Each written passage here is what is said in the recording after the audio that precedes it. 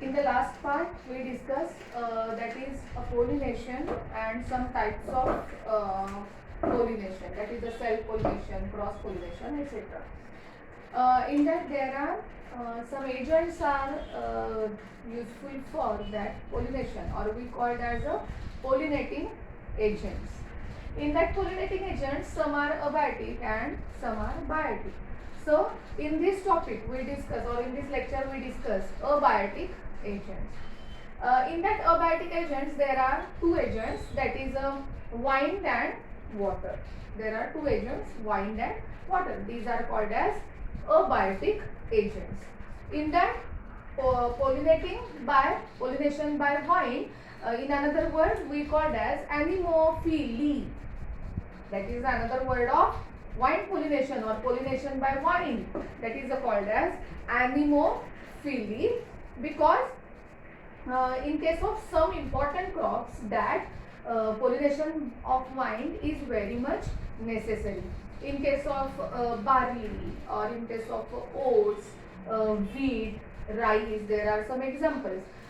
In there, in that palm also, in some that important crops, the pollination by wind is very much important or necessary. So that type of pollination is called as anemophily. So what is the adaptation of exactly anemophilous flowers? In your exam ask the questions for what is the adaptation of anemophilous flower, what is the adaptations of hydrophilous flower, what is the adaptation of hypohydrophilous flower, what is the adaptation of epihydrophilous flower, or write the adaptations of. In this type there are questions may be asked in your final exam. So this part is important for that purpose. So what is the exact adaptation in anemophilous flowers? In case of anemophily flowers, these flowers are very much small and inconspicuous. These are also colorless flowers, or they are without nectar and doesn't having a fragrance or a odor. The pollen grains are very light in weight and also produced in a large number. They are also dry and produced in large number, so increase the chance of pollination. But in case some time there are wastage of pollen grains also possible. Stigma is in case of anemophilous flower, we see wheat flower or rice flower. These flowers are feathery to trap pollens carried by a wind currents. वाऱ्याकडून येणारे जे currents आहेत, प्रवाह आहेत, तर ते generally तुम्ही जर बघितलं तर ती ही फ्लॉवर्स जी असतात ती फिदरी असतात, म्हणजे अशी वरती त्याच्या टुसं असतात, किंवा त्याला आपण काय म्हणूया की लोंब्यान प्रकारांमध्ये येतात. त्याच्यामुळे stamens are exerted with a long filaments. त्याची जी लोंबी असते तिला असं मागे दांडा असतो, त्याच्यामुळे flowers are long filaments and there are so many versatile anthers are present on that flower. So stamens and stigmas are generally exposed in the air currents. Normally जर आपण बघितलं तर स्टॅमेन्स आणि स्टिग्मा हे वाऱ्याच्या प्रवाहाच्या दिशेने असलेले दिसून येतात, त्याच्यामुळे इझिली त्यांचं पोलिनेशन होताना दिसून येतं. खूप हलकी असतात ती वजनाने, त्याच्यामुळे सहजासहजी पोलिनेशन होताना दिसून येतं. Second type of that pollination is abiotic agent is pollination by water. In the another word we called as a hydrophily flowers or hydrophilous. There are about 30 genera of aquatic monocots are there present. In case of their Vallisneria, Zostera are some examples of hydrophilous flowers. So what is the exact adaptation in hydrophilous flowers? The flowers are also very much small and inconspicuous. Then the perianth and other flower parts of that flowers are unwettable. Wettable नसतात, unwettable असतात. So pollen grains are long and also unwettable due to the presence of some mucilage, और काय म्हणजे थोडंसं mucilage म्हणजे थोडंसं dirty patch त्या ठिकाणी असतात किंवा थोडंसं ओलावा असतो, त्याच्यामुळे some mucilage is present. So unwettable due to the presence of a mucilage. Then nectar and fragrance is lacking in case of that flowers. Fragrance नसतो बहुतेक करून या फ्लॉवर्समध्ये सुद्धा फ्रॅग्नन्स नेक्टर्स याच्यामध्ये प्रेझेंट असलेले दिसून येत नाही, याच्यामध्ये पण तसे दिसून येत नाही. So these are the adaptations of hydrophilous flower.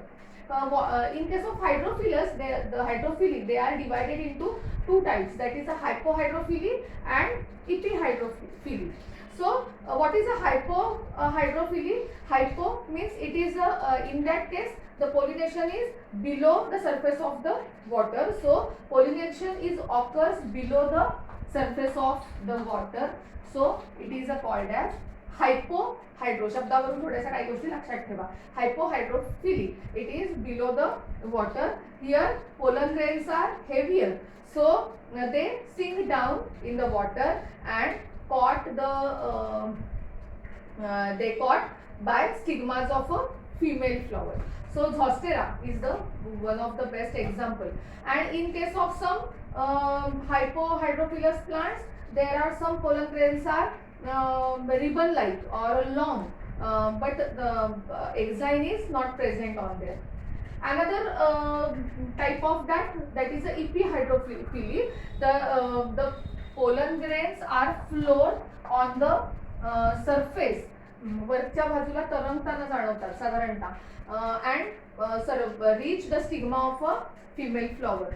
So best example of is Halogaris or Vallisneria is one of the best example of epihydrophilous plant. These both are all are in aquatic plants. What is the exact characteristics of that epihydrophily plant? Epihydrophily flowers. Some specific gravity of a pollen grains is equal to that of the water, and that is why they float on the surface. The gravity or specific gravity of that particular pollen grains are equal to that of the water. So because of that gravity, they can float on the surface of the water. Some case of some aquatic plants are in case of anemophilous, that is we give the example of that is a Halogaris or Potamogeton.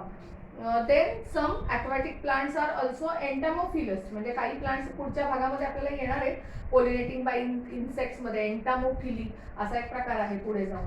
So some plants are entamophilous also, like as a lotus, water lily, etc. So this is the abiotic agents.